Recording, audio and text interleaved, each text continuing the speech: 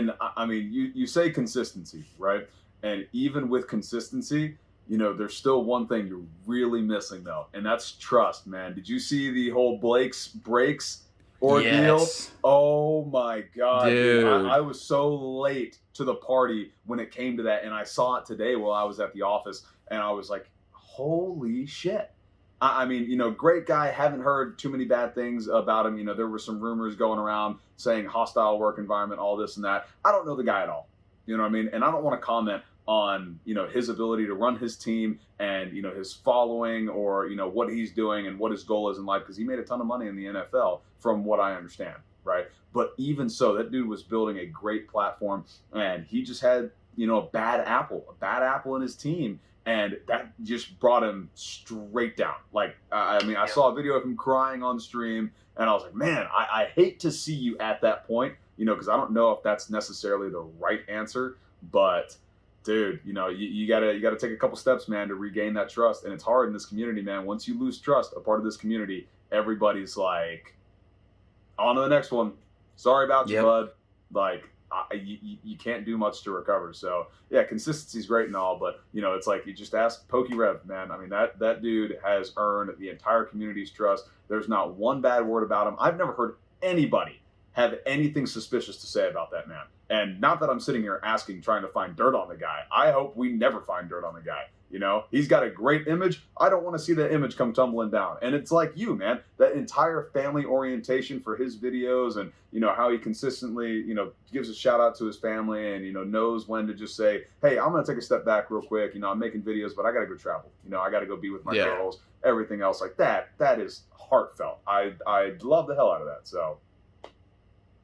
Yeah, I mean, he's the best to ever do it. And going back to the Blake guy, I know Possum absolutely destroyed him, man. That dude has that dude's got no filter, bro. I love it. Yeah. But no, man, like the Pokemon community, I feel, and like I mentioned to you before, there's a huge gap. Like when I say huge gap, I mean huge gap, where I stopped collecting. But getting right back into it, I think every true collector, seller, lover of the game, we all kind of feel the same way. One, I think most of us are impulse buyers. God, yeah. Oh, absolutely. Like, yeah. And two, No there's just certain things that, you don't mess with. Like, you are legitimately taking a risk buying from somebody on stream, right? And you're just staring through their camera. Like, there's going to be risk involved. But you are right, man. Like, one person makes one mistake, like sends you the wrong card, a fake card, you're going to get blasted out there. You're going to get burned, and you're going to come crashing down and never return. Oh, God, yeah. And rightfully so. Dude, yeah. But no, hey, Speaking of Pokemon YouTubers, I got a question for you. If you could cameo in any one PokéTubers YouTube video, who would it be? I've already thought about this. My one cameo is not PokéRev. It's Deep Pocket Monster. Brother, I love that guy. Love that guy. I don't know what it is about him, but he just brings a different energy to Pokemon, and it's great. And his whole experience and him setting up Card Party, God, I mean, beautiful. Absolute. He's an absolute legend, and PokéRev's great, and this is not to like bash any other PokéTuber. They're all special in their own unique way, but like for me, Pat, like you said, Pat brings a different energy, and the dude is a businessman. Like, if you didn't know this, Pat has another YouTube channel. Bro, that's how I actually found him. I did not know he was into Pokemon, but I was looking at trying to like edit videos and such, and I saw one of his videos, and I was like, oh, this dude's pretty awesome. I started following him, and then, I was watching Cool Turn Around and PokéRev, and then I woke up in the middle of the night because I let YouTube play, and I look up, and I see this guy, and I was like, oh, this is so cool. He's doing another video about Illustrated. No, he's not. That's Pokemon. Yeah. Dude, it's awesome. Dude, Yeah, he has videos like how to set up podcasts, like your beginner tutorial on podcasts. He, has these different businesses, these digital businesses that I'm sure generate hundreds, millions of billions of dollars. Who knows? But no, like me, just over like this past year of kind of attaching myself to certain YouTubers. Pat's definitely one of them. I think that not only would he bring tons of value as far as like collecting goes, Yeah, it would simply be an eye-opening experience as far as like how he runs his business. absolutely. Because everybody wants to know how Elon Musk made Tesla and his backstory. I want to know Pat Flynn's. God, yeah, absolutely. I wish I could say the same for Pat. Like, I wish he was my one PokéTuber that I could, cameo in a video. However, my goal's a little bit different. If I could cameo in one PokéTuber's video at all in any capacity, it's Pokevault, and we're playing hockey, baby.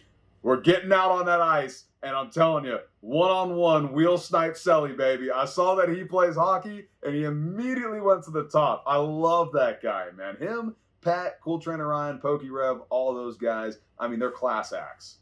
There is not one of those four that I can say I enjoy watching more or watching less, because they're all unique. They've all got a certain, kind of vibe that they bring to Pokemon that's also very different. Cool Trainer Ryan opens a lot of vintage stuff, right? Which is great. PokeRev does a lot of challenges. Pokevault does a lot of live streaming and, a lot of analysis of Pokemon in the market itself. And then Pat Flynn, dude, or not Pat Flynn.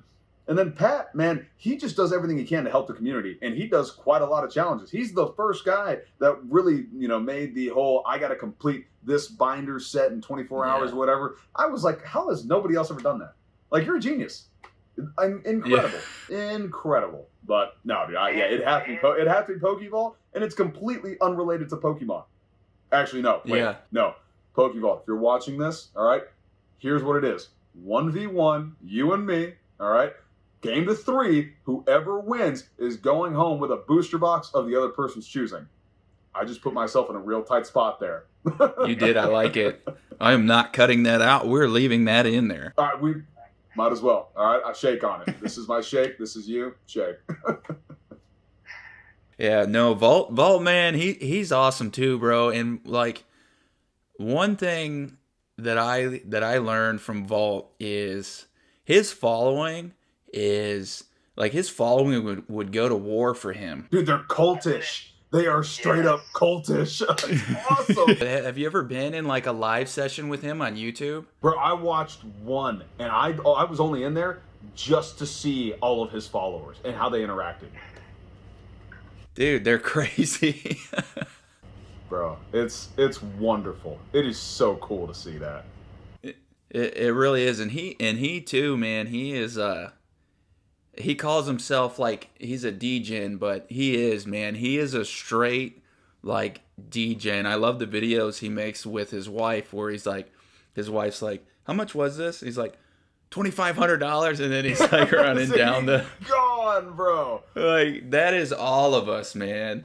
That is all of us. Ah, God, it's so cool to see. It's so refreshing, and I love the fact that his followers interact with him so much. And I think that's one of the best parts about this community is just how involved people get.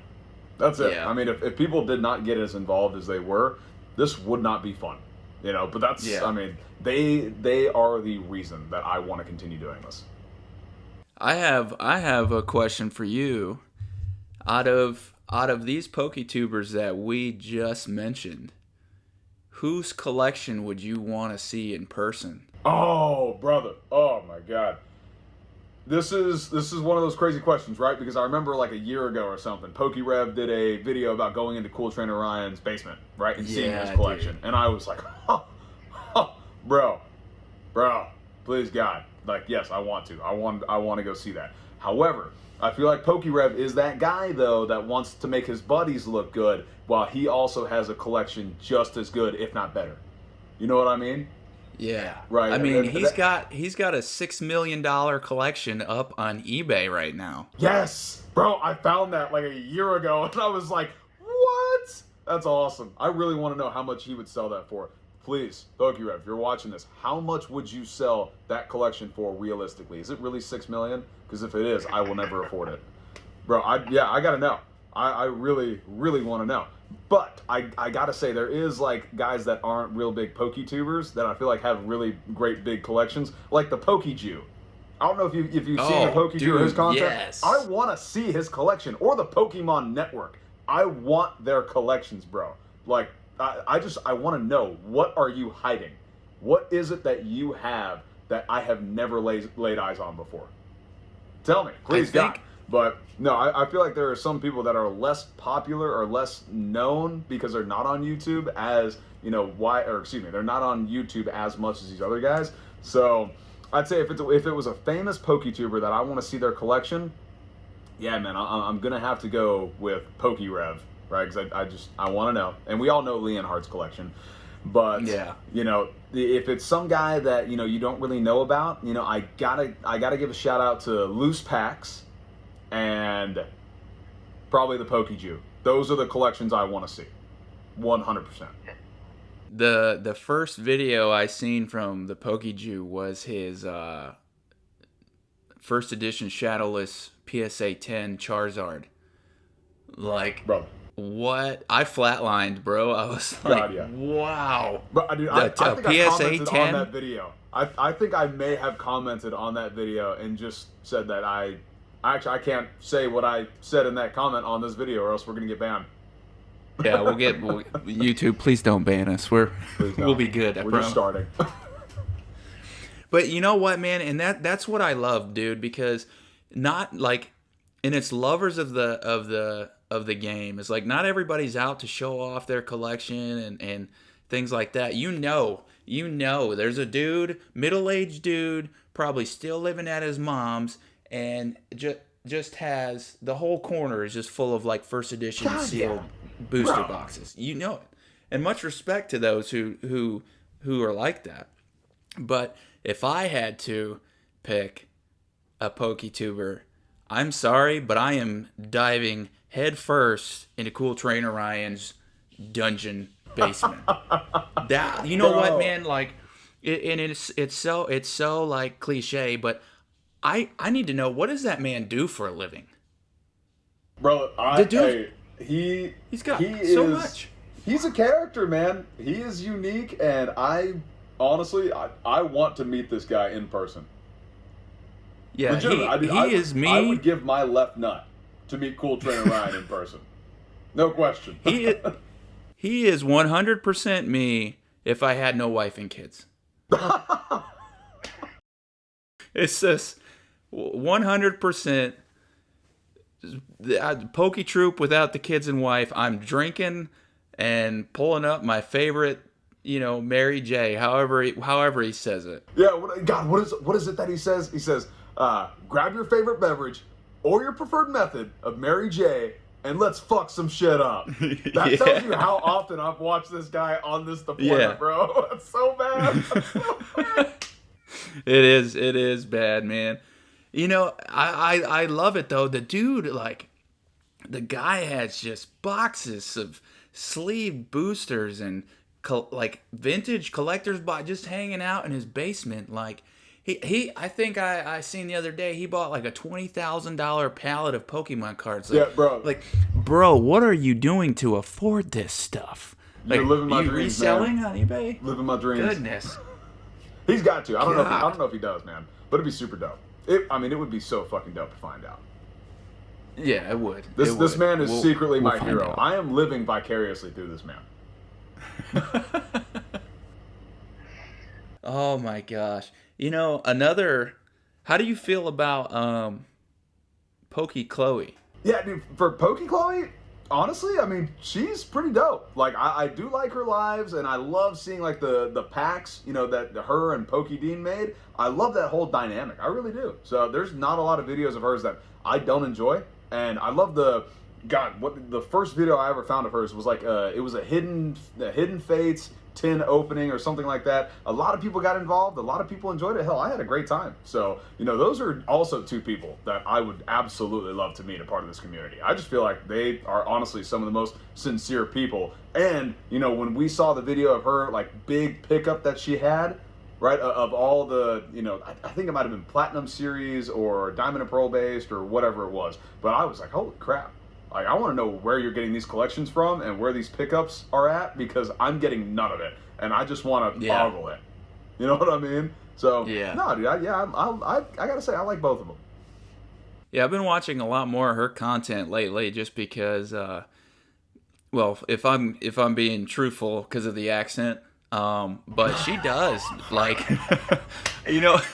like, I have a lot of British friends, and, I don't know, man, it's just something about the accent. It just puts me at ease. It calms my heart. Like, my heart rate probably drops, like, to just a resting heart rate. But no, Chloe, she does it big, man. She means business. One thing I really enjoy about Chloe is not like her rips or anything, but her setup, dude. Like, her studio setup is amazing. Agreed. She's got, like, uncut sheets of, vintage cards. Just because I watched a video of her, like, $500,000 setup, and man, I was just in awe. Yeah. I was in awe. It was amazing stuff. What? Dude, my house isn't even worth $500,000, and some people, like, have their little corner of their apartment worth $500,000, and I'm like, I gotta do better.